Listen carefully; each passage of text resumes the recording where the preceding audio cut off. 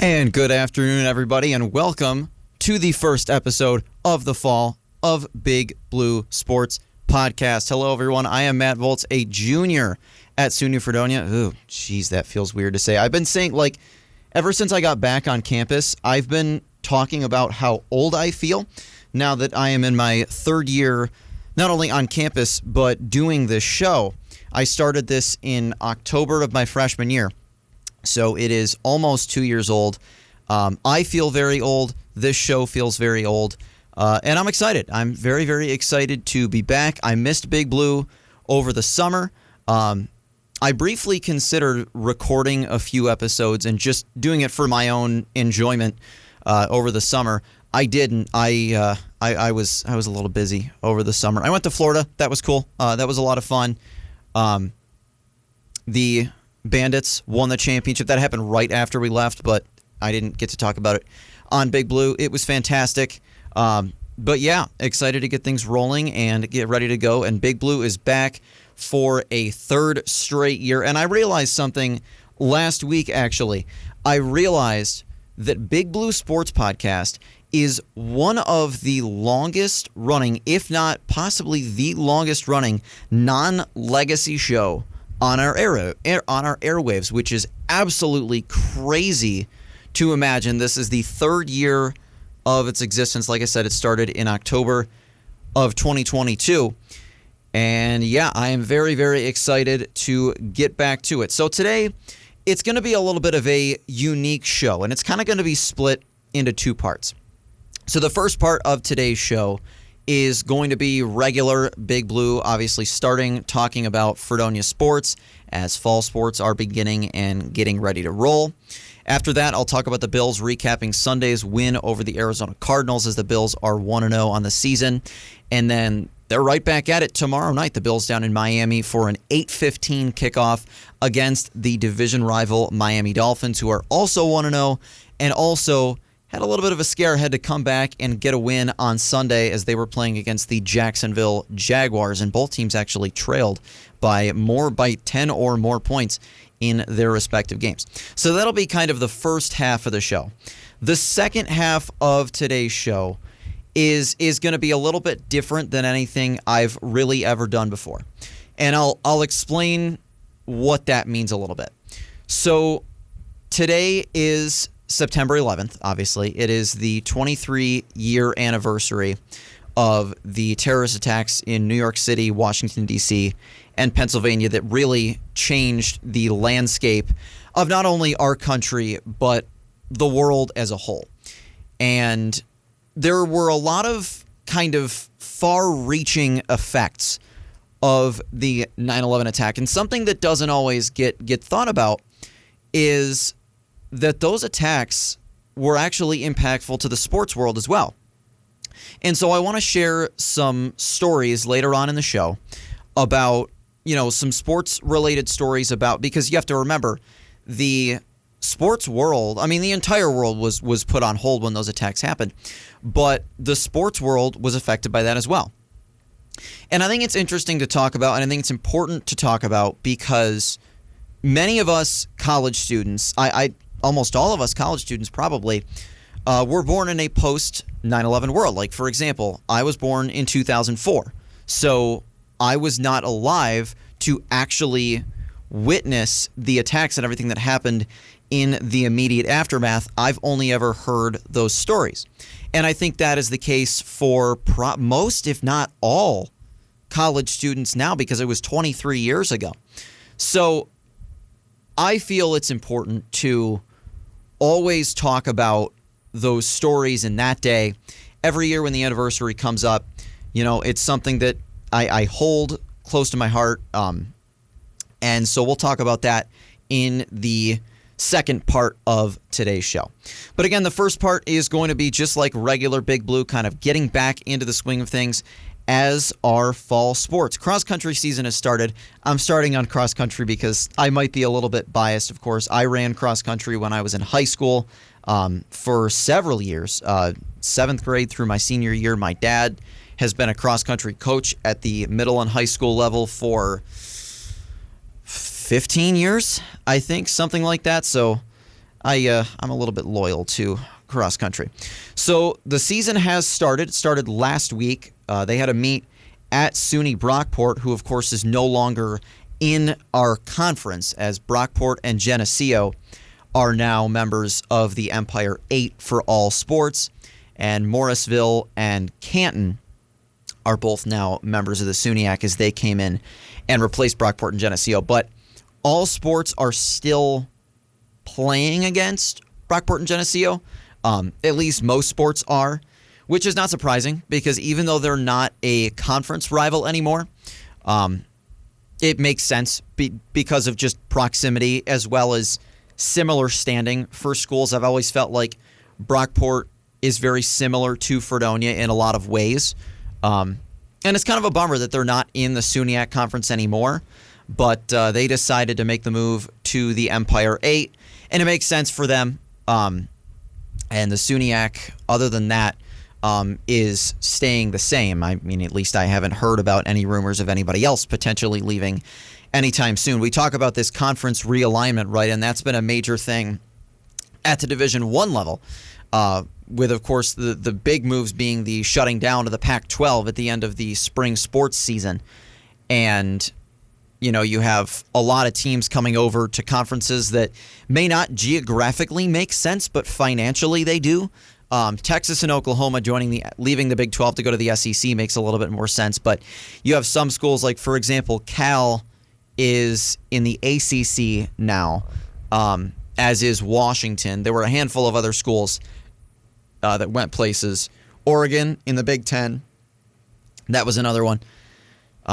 There's some other schools that are in the Big 10 too, and I honestly don't remember who they are. I don't have that list in front of me right now, and I can't remember how everything eventually split up. I'm a fan of an SEC team for college sports, War Eagle, big Auburn Tigers fan. Not happy about the game on Saturday at all. And that's how I remember that Cal was in the ACC, because Auburn just played Cal on Saturday. But this conference realignment thing is not just presenting itself at the Division I level, it's the D3 level as well. And we've seen that with obviously Brockport and Geneseo leaving the SUNYAC to go to the Empire 8. And that's happened in a few other conferences as well at both the D1 and D3 level. But anyways, cross-country season is underway. They were at SUNY Brockport for a meet on Saturday. They actually have this weekend off before heading up to Rochester for a meet hosted by the University of Rochester on Saturday, September 21st, which is also the date of a very cool festival hosted by Fredonia Radio Systems. It's called Rock in the Commons. We've done it every year. It is in Barker Commons in downtown Fredonia. Yes, this is a shameless plug. No, I don't care. It is an annual fundraiser for Roswell Park Cancer Institute in Buffalo. And there's live music, games, raffles, food, all sorts of cool stuff. And it's a great fundraiser. It's a lot of work goes into it, obviously, but it's a pretty incredible thing that Fredonia Radio Systems has done for many, many years.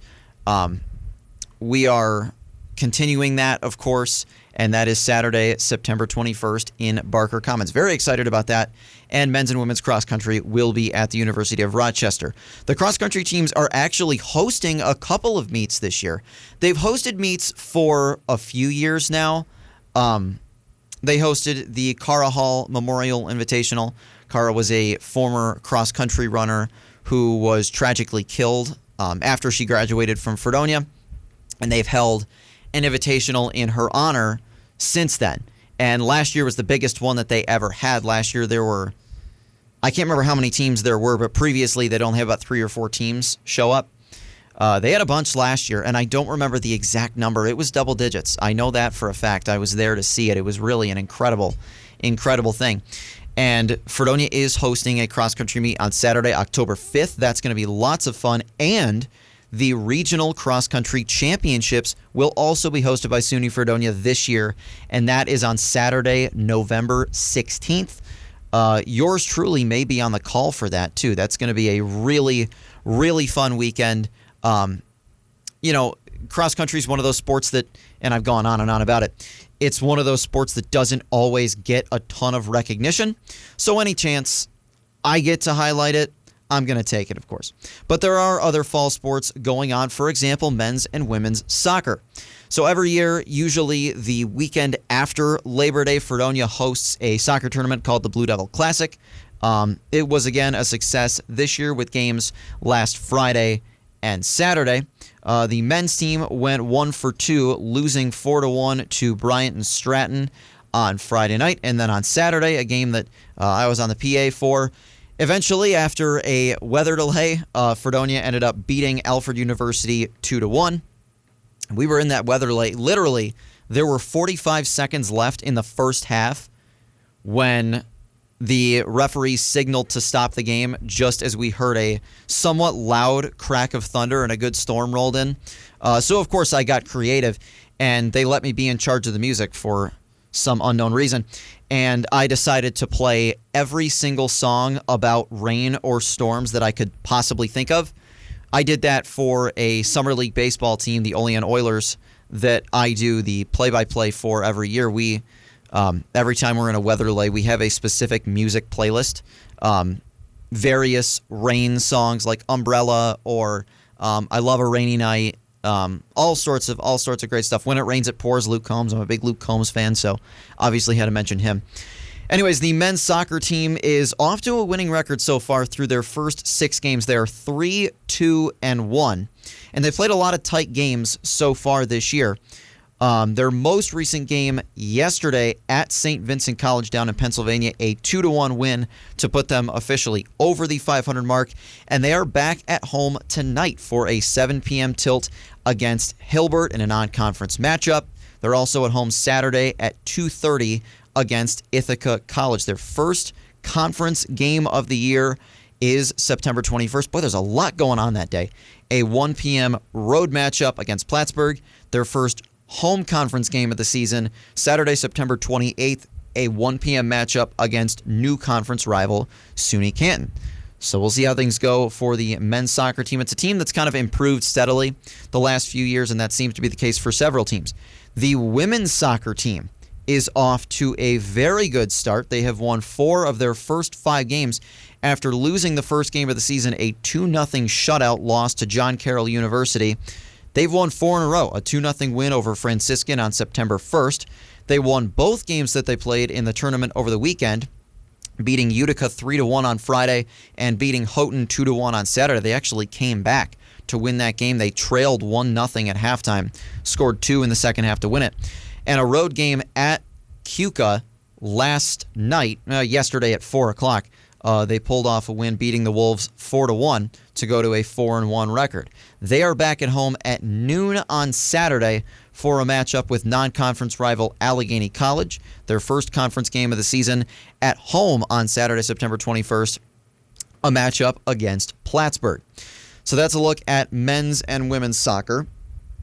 There's really, the fall sports season is always a lot of fun. I think I'm a little bit partial to it. I don't know why. I have always been such a huge fan of the fall sports season. Anybody will know that I am a very big fan of things like pumpkin and all that sort of stuff. I actually just got a pumpkin loaf from Starbucks today, and it was remarkable. It was absolutely terrific. But I enjoy the fall season. Like I said, I ran cross country for several years, and it's just I get a lot of enjoyment out of it. So the women's tennis team. Tennis is always trips me up that women's tennis is a fall sport, because I played tennis when I was in school, and it was always a spring sport, and I played on a co-ed team. But the women's tennis team has already started. They start the season with a long home stretch, and they just picked up the win yesterday over Thiel. So they're off to a good start in the wins department. They are back at home on Saturday for a 1 p.m. conference matchup with Oswego.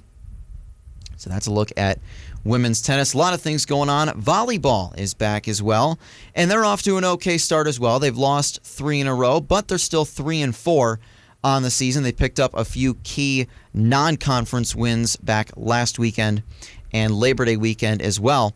And they're going to look to snap their 3-game losing streak on Friday as they take on two teams down in Meadville, Pennsylvania. They will play Washington and Jefferson College at 6 p.m. and Westminster College at 8. They also play Saturday an 11 a.m. tilt with Allegheny College and a 1 p.m. matchup against RIT. Their first home match of the season is on Tuesday, September 24th, a former what would be a conference matchup with Geneseo. Of course, Geneseo no longer in the SUNYAC. And their first conference match on Friday, October 4th, a 6 p.m. matchup with Plattsburgh. And then a few sports getting started in October as well. And again, the fall sports season it's a lot of fun. It's very busy, obviously, for those of us who do a lot during the fall. But yeah, the fall sports season it's really always a lot of fun. I look forward to it each and every year. And yeah, it'll be interesting to see. I think that there's a lot of teams right now for Fredonia that are sort of on the up and up. Of course, we have a new field that has been constructed. A new turf field is going to be ready to go for women's lacrosse in the spring. They've already had, I actually just talked to head coach Tori Poffenberger yesterday, and she's very excited. They've already got all sorts of things set. They have lines for men's and women's lacrosse. They want to get some local tournaments. It's a very exciting thing for the future of Fredonia athletics to see this sort of a facelift happening, and not to mention a ton of freshmen coming in on rosters, which is just excellent for the ability to really build a program. It's an exciting future for Fredonia State athletics, and I think a lot of things are turning a new page, and it's going to be a lot of fun. And I just hope to be along for what should be a fun ride for my next 2 years here, as I am a junior. Man, that makes me sound so old. I can't even describe how old I feel. But it's a very exciting prospect for the future of Fredonia athletics, and hopefully things continue to be on the up and up. So that is a look at Fredonia State athletics. I'm going to take a short break, and then when I come back, I'm going to talk all about the Bills' win over the Arizona Cardinals on Sunday, as well as a preview of tomorrow night's game against the Dolphins in Miami, which again will be kicking off at 8:15. So thanks for tuning in here to the third season of Big Blue Sports Podcast here on WCVF 88.9, the campus and community voice of Fredonia. Hey Siri, what should I listen to? You should listen to WCVF FM 88.9 The Voice. Does it have, variety? WCVF has variety. It is whatever those Fredonia College kids and community members decide to put on the air. That sounds freaking amazing. Thanks, girl. Been writing songs about the places I've been, people I've seen, all the people I've been, up and down all them highway tolls, country roads zigzagging back and forth. Well, Papa never told me I was ever gonna be a smile on display, bound to the pavement, baby, I'm bound to the game. I spent time learning the picking songs, singing alongs, and I sang sad, sad songs. A ballad, a waltz, a blues, and a honky-tonk, just like stomping Tom, I keep rolling on. Papa never told me I was ever gonna be a smile on display, bound to the pavement, baby, I'm bound to the game. And Mama never told me I was ever gonna be a smile on display, bound to the pavement, baby, I'm bound to the game. I've been working like a dog, playing to club walls, playing for the melody, echoing some modesty, crushing down on me. I miss my family.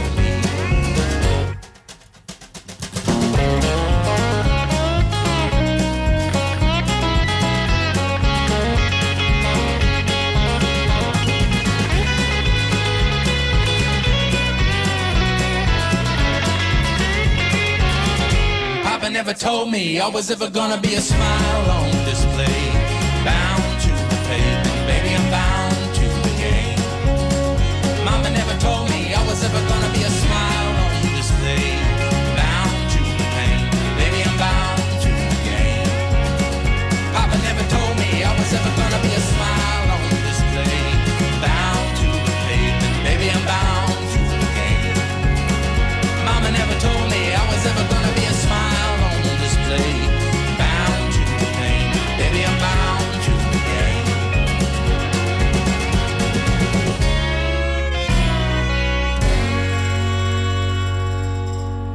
And welcome back to Big Blue Sports Podcast here on WCVF 88.9, the campus and community voice of Fredonia. So next up on the docket for this afternoon, talking about the Bills. So Buffalo is off to a 1-0 start, but it was a little bit scary for a few points during the game. Early on, Buffalo's defense did not look great against this somewhat new-look Arizona offense. I mean, not entirely. It's the same coaching staff and a lot of the same players between Kyler Murray and Trey McBride, who is one of the best tight ends in football, not to mention 4th overall pick Marvin Harrison Jr. The interesting thing about the Bills' defense, though, on Sunday was that it wasn't, I expected the Bills to not be able to shut down Kyler Murray's legs or Marvin Harrison Jr. having an incredible first game if Arizona was going to have a strong offensive output. It wasn't that. The Bills could not stop James Conner on the ground. It felt like, Conner, they mentioned it on the broadcast on CBS, that James Conner had to have set some kind of record for touches on the opening drive. It felt like every single play, either Arizona was handing the ball off to him or throwing a short dump off or a screen pass to him. That's what Arizona did pretty much for the whole first half offensively, was just these short little dump passes. For the most part, they ran a lot of screens, and it kept working. The Bills' defense, it's a new-look defense this year. Obviously, you have a very different makeup. Micah Hyde and Jordan Poyer are gone. They were your starting safeties for the last 7 years. Neither one of them are here anymore. Micah Hyde is currently a free agent, might retire, we don't know. Jordan Poyer, of course, starting for the Dolphins. We'll see him tomorrow night. Tre'Davious White with the Rams, although he's only played, 4 games in the last season and a half due to 2 unfortunate injuries. You've got Matt Milano is still here, but he's going to miss almost the entire season probably with an injury he sustained in camp. You've got, who else? There's other players too that are down and injured right now. Taron Johnson got hurt on the opening series of the game. He's not playing tomorrow night, and we don't know how long he's going to be out for. He's really, I think Taron Johnson is the best player on this Bills defense. I think he is the glue that holds the defense together. I'm not going to say that he's like the Josh Allen of the defense, but he is, in my mind, the most valuable player to the Bills defensively, and not having him in this game, I think, was really, really difficult. We saw a lot of the UB guys, Cam Lewis and Jamarcus Ingram, not Joe Andreessen. He was a healthy scratch He was inactive for the game. I got my mind on hockey for some reason. And you saw a lot of, obviously, your starting safeties being DeMar Hamlin and Taylor Rapp for the Bills. And they were okay. I think that, they played all right. I thought that the secondary could have been a lot better, but there's reason to believe this is a weaker secondary than we've seen the Bills have in a handful of years. The linebacking core, I was not impressed with. Dorian Williams is really going to have to step up in the absence of Matt Milano. I didn't really see that outside of a couple of good plays that he made. Terrell Bernard was a little disappointing as well. The defensive line, Greg Rousseau being named AFC Defensive Player of the Week today after 3 sacks on Sunday, tying the Bills' franchise record for the most sacks in the season opener. And it's interesting, I thought Von Miller, to be completely honest, I thought Von Miller had his best game since being back from injury. His best game that we've seen from him since before the injury was on Sunday, and that's a really promising sign for the Bills.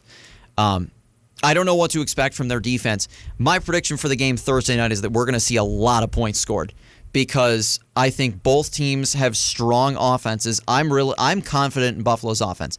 I know they were playing against a weak Arizona defense, but I think the Bills' offense is going to be very dynamic. It's going to be very multidimensional, and I'm excited to see that.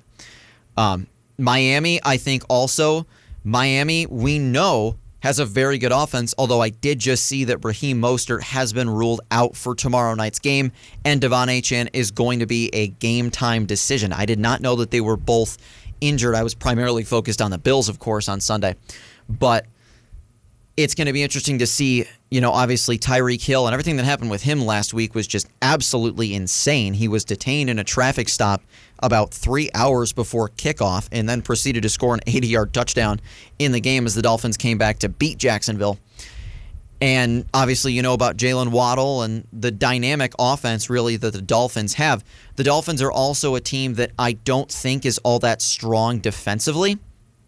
So, and we'll get to my final score prediction in a little bit, but I think we're going to see a lot of points scored in that game. So a recap of the Bills versus Cardinals. Arizona got the ball first and went on a 7-minute and 13-second drive, capped off by a Kyler Murray touchdown pass to Michael Wilson. And I can't remember if it was on the opening drive or not, but there was a call that was made. Kyler Murray was scrambling, and he slid. Jamarcus Ingram for the Bills kind of dove to tackle him, but he dove over top of him, did not hit Kyler Murray, and it was flagged for a 15-yard penalty, which is absolute garbage, right? Because as a defender, obviously you cannot hit a sliding quarterback. You can't, once a quarterback starts his slide, you have to pull up. Jamarcus Ingram had already dove when Kyler Murray started his slide, so he made his best effort to avoid him. Might have nicked him a little bit, but obviously nothing malicious, nothing more than like a tap on the shoulder if he did. And it was flagged for a 15-yard penalty. And all of the analysts, they brought in Gene Steratore, and they said this should not have been a penalty. And they're right. I don't know what more you expect defenders to do in that situation. Jamarcus Ingram is making his best effort to not hit Kyler Murray. He did not hit Kyler Murray, aside from maybe a tap on the shoulder. Should not have been a penalty. I thought the officials were horrendous on both sides in Sunday's game. I know it's week one, but it was not a cleanly officiated game for either way. The Bills definitely got the benefit for some calls, as to the Cardinals. So I thought I'd bring that up. 7-0 Arizona after one. The Cardinals put together another decent drive capped off by a Matt Prater field goal. 10-0 Arizona early in the second quarter. The Bills drove down the field, and again, this is where in the first half, Buffalo was moving the ball well, but they were making so many careless mistakes. On Buffalo's first drive, they had gotten to the edge of the red zone, and then Josh Allen had a clean pocket, had open receivers, for whatever reason, didn't throw the ball, then ended up getting sacked and fumbling, and Arizona recovered. And that's what led to the Cardinals' field goal that made it 10-0. And the Bills' next drive, they scored a touchdown, but it was called back because of a penalty, on a 15-yard penalty on Osiris Torrance, which was a penalty. And you can't do that. There was one point in the game where Buffalo had 3 false starts on one drive. And I'm like, I understand it's week one, but come on. I think, and anyone who watched the game with me, first of all, I'm sorry. But second of all, you understand, I was yelling at the TV. It is not that hard to get a snap count right. You are playing in your own stadium. I get it. It's the first game of the season. I get it. A lot of guys didn't get reps in the preseason. But it is not. I mean, you're playing in your home stadium. Why don't you know the snap count? It's just, I will never understand that. And pre-snap penalties drive coaches nuts. They drive me nuts. Anyways, the Bills did get 3 points on that drive. Tyler Bass looked really good on Sunday. I was listening to the pregame show on the radio, and they talked about how Bass, even with the win, nailed like a 58-yard field goal at one point. And that's an encouraging sign for him, especially given how the playoffs ended last year. So the Cardinals get the ball back, and again, James Connors. The Cardinals go 71 yards in 13 plays, take 7 minutes off the clock. James Conner with a 3-yard touchdown run. So with just under 3 minutes to go in the first half, the Bills trailed Arizona 17-3, and they're getting booed at this point.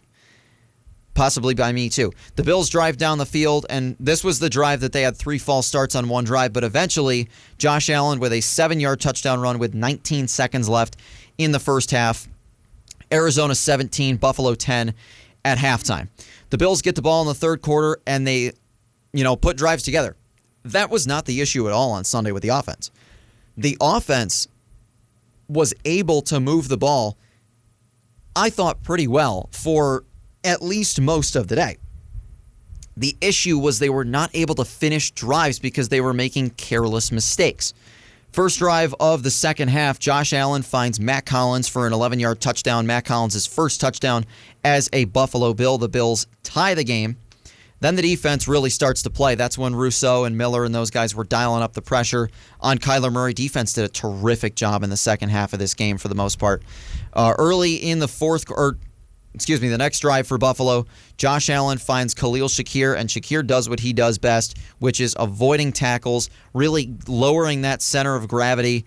He just does a remarkable job to get yards after the catch. Reminds me a little bit of Andre Reed in that way. I'm not saying that he is Andre Reed, but I'm saying it's a similar style. Shakir runs it in from 11 yards out. The Bills have their first lead of the game. They lead it 24-17 at the end of the third quarter. Early in the fourth, Matt Prater kicks a 31-yard field goal to cut the deficit to 24-20. The Bills get the ball back. They cover 70 yards in 10 plays, capped off by a 6-yard Josh Allen touchdown run. That was the one where he dove over top of Budda Baker, all-pro safety Budda Baker, mind you. And then when Josh came down, a little bit of a scary incident, actually. Josh came down and landed with his full body weight on his left hand, his non-throwing hand, and had to get it taped up pretty good. And there was concern that Mitch Trubisky might have to come in the game for the Bills. Fortunately, Allen was able to stay in the game, and he is good to go for tomorrow night's game against the Dolphins, albeit might be a little bit painful for him. So the Bills lead 31-20. And again, this is where we get into the Bills making mistakes to keep the Cardinals in the game. DJ Dallas makes NFL history with the first kickoff return touchdown of the new kickoff rules that are implemented this year. He ran the kickoff back 96 yards to the house to cut it to a 3-point game, 31-28 Buffalo. The Bills get the ball back later in the quarter and are stopped on a third down. Tyler Bass kicks a 39-yard field goal to put the Bills up 6, 34-28. The Cardinals get the ball back, and on a fourth down, Kyler Murray throws a deep pass for receiver Greg Dortch. Might have been a little bit of contact early from Jamarcus Ingram, but he knocked the ball away. The Bills were able to kneel it out and run out the clock for a Week 1 win. And on that play, Marvin Harrison Jr. was wide open, streaking towards the end zone. And Kyler never even looked his way. And the Bills caught a huge break in that sense in what could have easily been Marvin Harrison Jr.'s first NFL touchdown. Instead, the Bills hang on for the 34-28 win. Josh Allen finishes 18 of 23 for 232 yards and 2 touchdowns through the air, 2 on the ground. He also had a fumble. Kyler Murray, 21 of 31, 162 yards, 1 touchdown. The rushing yards leader was Kyler Murray with 57 yards, which was weird because James Conner went off in the first quarter.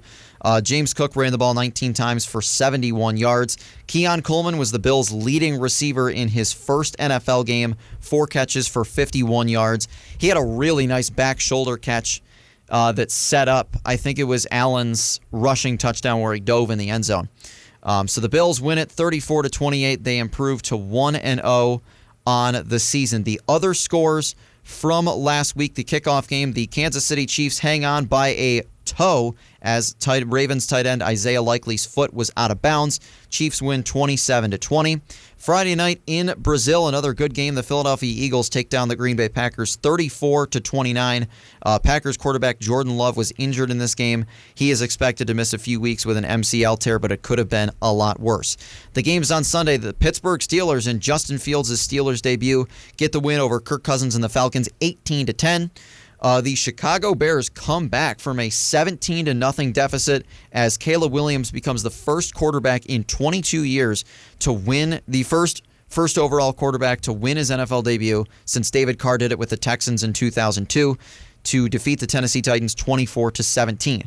The upset of the week, Gerard Mayo's coaching debut with the Patriots. They go to Cincinnati and shock Joe Burrow and the Bengals, winning it 16-10. A great game in the AFC South. Former Bills receiver Stephon Diggs catching 2 touchdowns in his Texans debut as Houston beats the Colts 29-27. A comeback down in Miami. The Dolphins come back from down 17-7 to beat the Jacksonville Jaguars on a walk-off 52-yard Jason Sanders field goal. The Dolphins, of course, hosting Buffalo tomorrow night. A blowout in New Orleans as Derek Carr throws 3 touchdown passes in a 47-10 win over the Carolina Panthers. The Minnesota Vikings dominate in Sam Darnold's Minnesota debut as the Vikings beat the Giants at the Meadowlands 28-6. In the late games, J.K. Dobbins had a heck of a game in his Chargers debut as the Chargers beat the Raiders 22-10. A little bit of a close game in the Super Bowl 48 rematch. Kenneth Walker tops 100 yards as the Seahawks beat the Broncos in Bo Nix's NFL debut 26-20. Tom Brady's broadcasting debut on Fox in Cleveland. Not a good day for the Browns, though, as they lose to the Cowboys 33-17. Deshaun Watson looked absolutely horrible in this game and is now facing a new lawsuit against him. The Tampa Bay Buccaneers, Baker Mayfield throws 4 touchdown passes, sorry Browns fans, as the Bucs beat the Washington Commanders in Jaden Daniels' NFL debut 37-20. A great game on Sunday night in Detroit as the Lions beat the Rams 26-20 in overtime on a walk-off touchdown by David Montgomery. And Monday night, if you're like me and found out Christian McCaffrey was not going to play an hour before kickoff and then had to scramble for your fantasy team and realize that there's no other games going on, so you had almost no options, I added 49ers running back Jordan Mason. Boy, he didn't disappoint. 147 yards and a touchdown as the 49ers beat the Jets 32-19. In next week's games, of course, the Bills heading to Miami to take on the Dolphins, 8:15 tomorrow night on Amazon.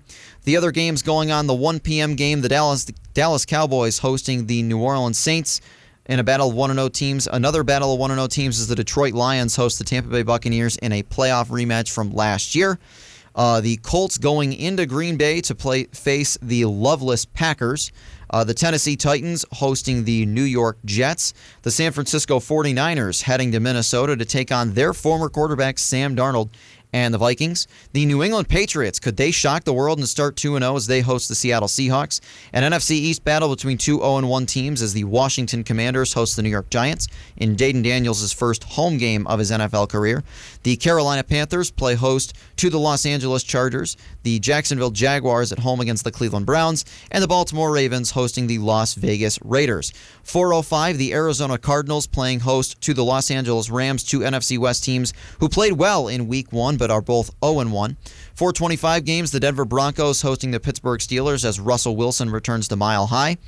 A rematch of a few playoff games past as the Kansas City Chiefs host the Cincinnati Bengals. On Sunday Night Football, Caleb Williams makes his primetime debut as the Bears head to Houston to take on the Texans. And then Monday night, the Philadelphia Eagles play host to the Atlanta Falcons. The Bills going to Miami to take on the Dolphins tomorrow night. Both teams 1-0. The Dolphins are 2.5-point favorites. My prediction for the game, the Bills are missing a few players. Of course, Dwayne Smoot and Taron Johnson will not play.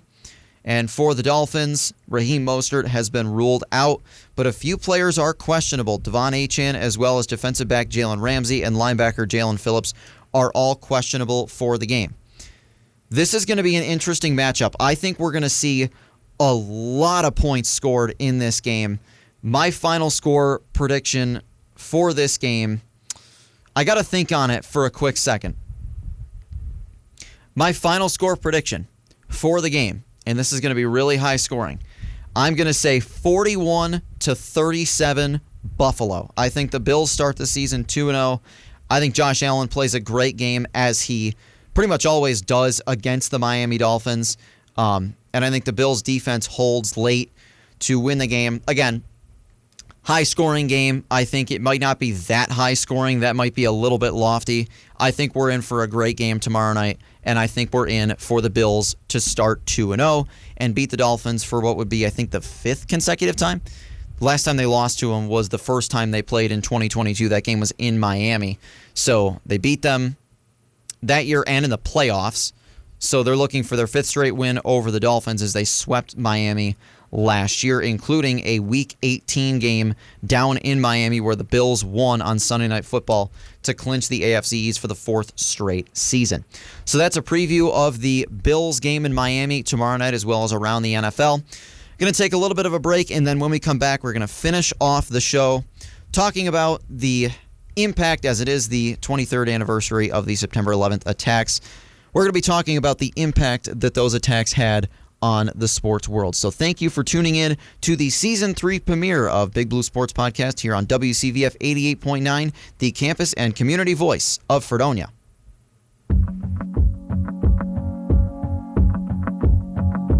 I get lost my mind. That's the cost of living the dream as you and I. And all our friends are growing up, some are going gray. But look at us, we haven't aged a day. Hope, I got hope that you will always be there at the end of my rope. As long as I got you to take this journey on with me, there's nothing else that I could ever need. We got enough gas to keep this tin can on the road, just enough cash, let the bills pile up at home. And all our friends are busy saving up for rainy days. We wouldn't have this any other way. Hope, I got hope that you will always be there at the end of my rope. As long as I got you to take this journey on with me, there's nothing else that I could ever need.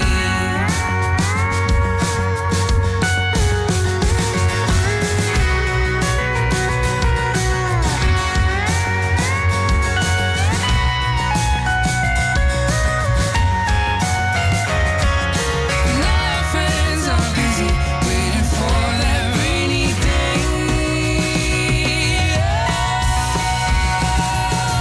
Hope, I got hope that you will always be there at the end of my rope. As long as I got you to take this journey on with me, there's nothing else that I could ever hope. I got hope that you will always be there at the end of my rope. As long as I got you to take this journey on with me, there's nothing else that I could ever need. There is nothing else that I could ever need.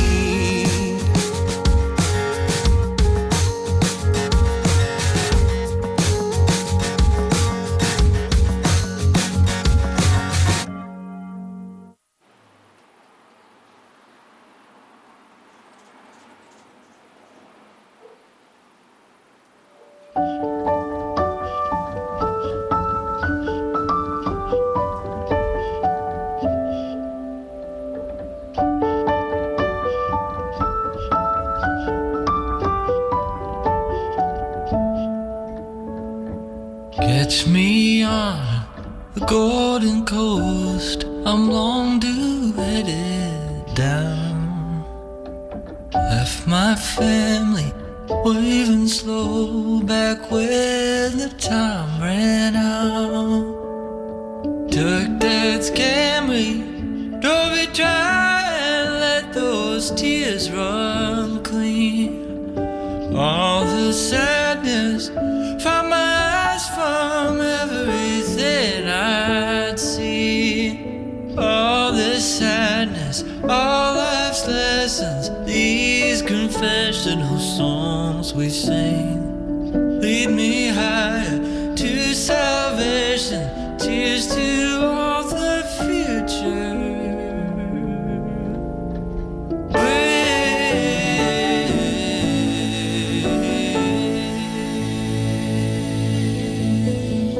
Open trouble, take thy ways, byway, shake my blues.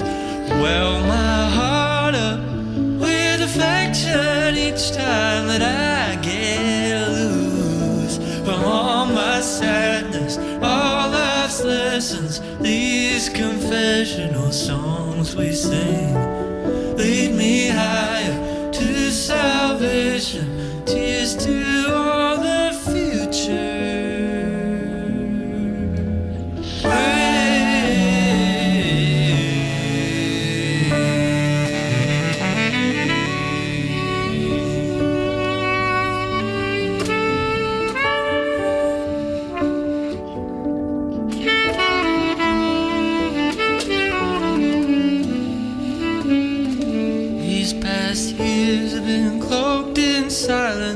sprung from deeper wells of sorrow. Here I'm standing, feeling gracious. Pain today is gone. Tomorrow.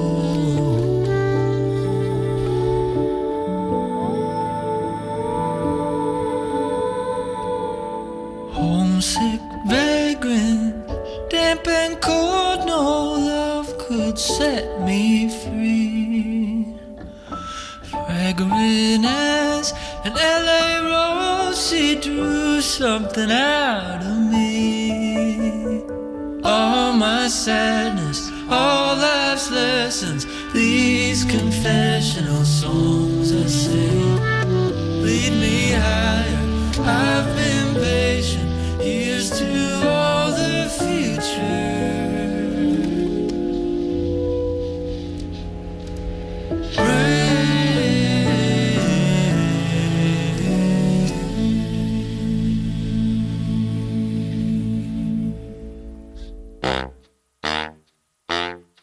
Tune in every Friday at noon to catch one of Fredonia's hottest radio shows, High Noon Friday. Catch the community voices on local news. Keep updated on the latest sports games, the weather, world affairs and international news, and other entertaining segments like trivia and just the facts. High Noon Friday, every Friday at noon, on 88.9 WCVF and 89.5 WDVL. And welcome back to Big Blue Sports Podcast here on WCVF 88.9, the campus and community voice of Fredonia. So I mentioned it in the beginning of the show. I was going to take the end of the show to talk about something a little bit different that I usually don't, wouldn't usually talk about. Of course, today is September 11th. It is the 23-year anniversary of the attacks that, again, just changed the landscape of absolutely everything, not only in our country, but in the entire world. And it had a profound impact in so many areas, obviously, the attacks did.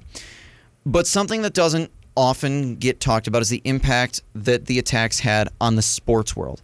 And there's a lot of stories to be told about, really, some of it, how sports helped people to heal in a lot of ways after witnessing, obviously, the horrendous tragedy that happened that day.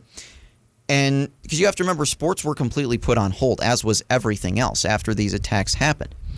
And, it was week one of the NFL season was the weekend before that in 2001. Baseball was getting towards their playoffs, but all of a sudden, none of it mattered, right? It felt like absolutely none of that mattered nearly as much as what was going on in New York City and Washington, D.C., in Pennsylvania. And not only there, but the impact that it had everywhere else as well.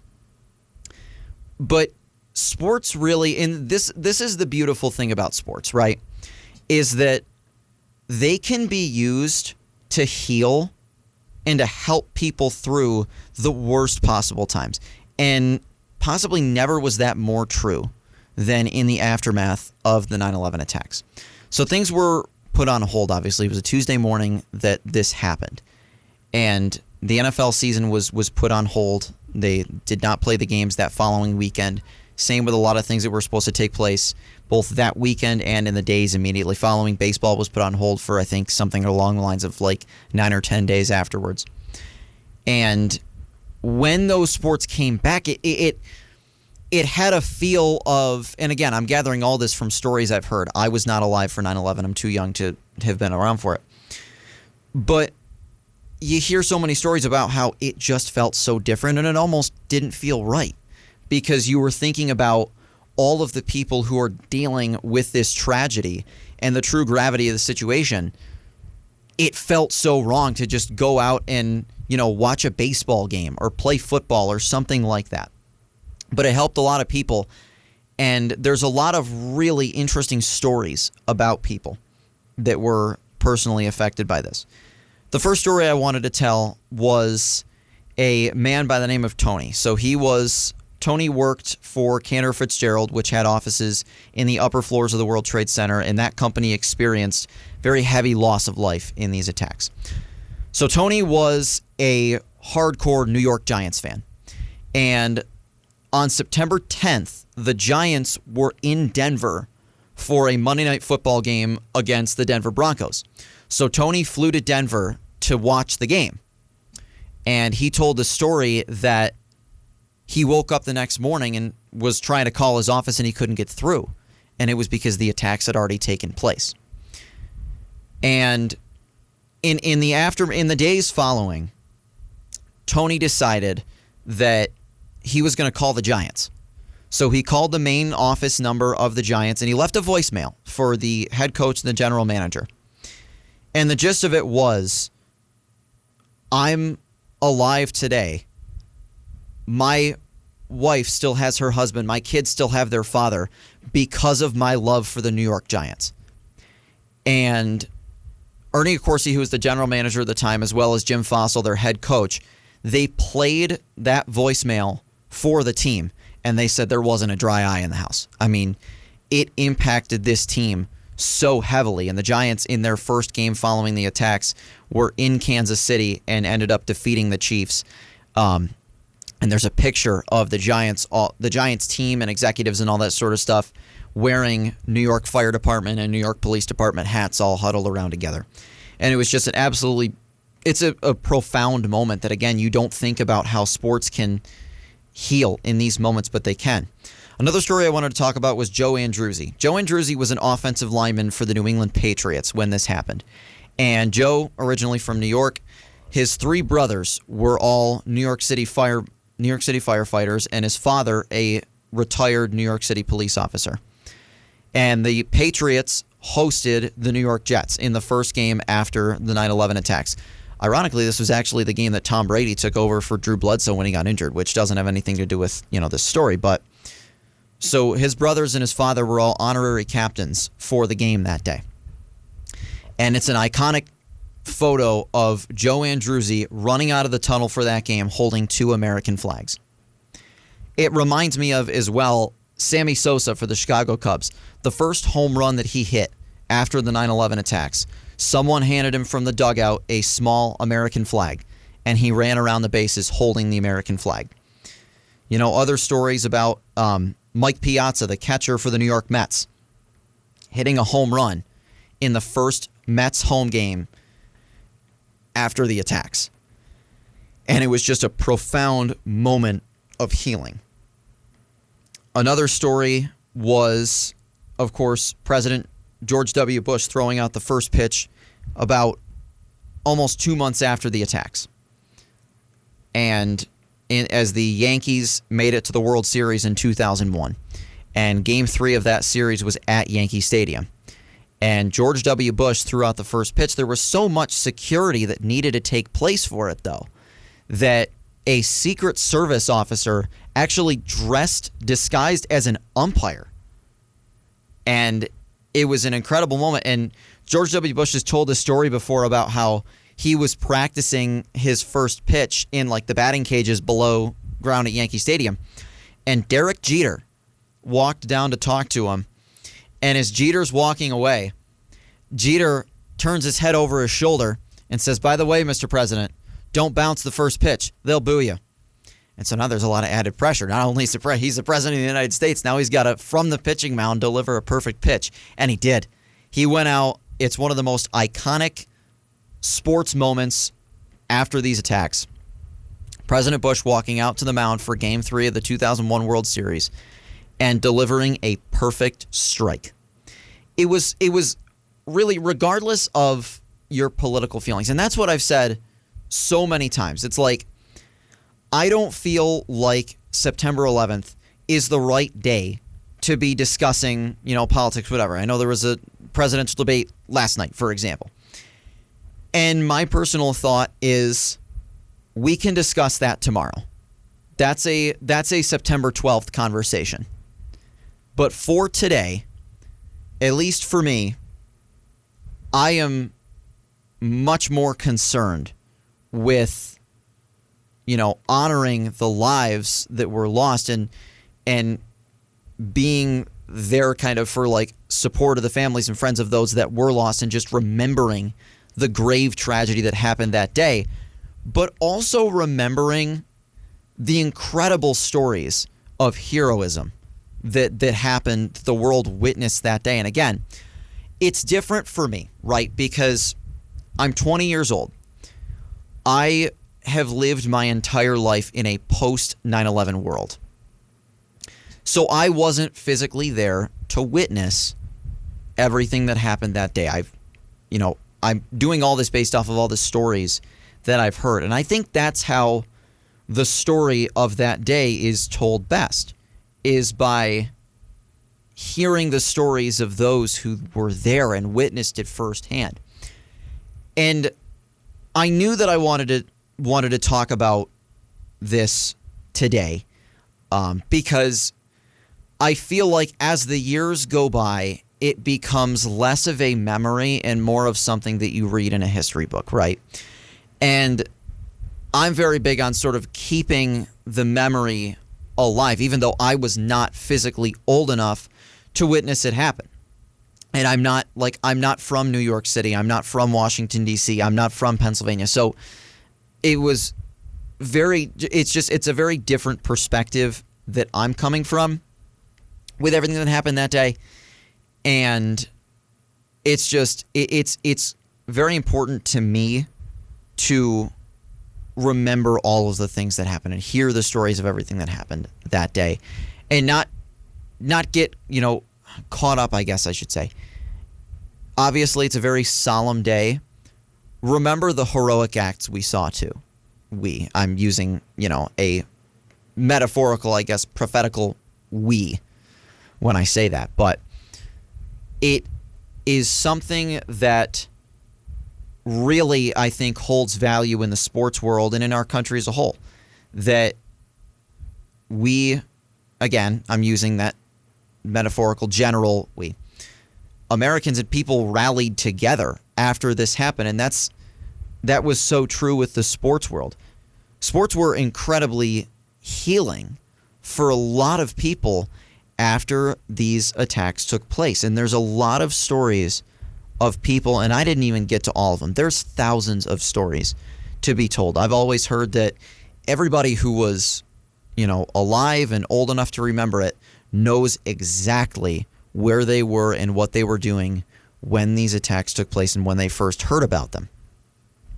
And you don't usually think about the impact that they had on the sports world, but I wanted to talk about that today because I think it's really important to always remember it, and not just on September 11th when the anniversary comes around. To me, what happened in the sports world after 9/11 is a perfect example of, and I've harped on it several times on this episode today, it is a perfect example of how sports can cause people to come together in the most beautiful of ways. It can guide people through the most tragic and unimaginable times. And sports are almost kind of a shoulder to cry on. There's something to fall back on. And that, to me, is the absolute beauty of sports.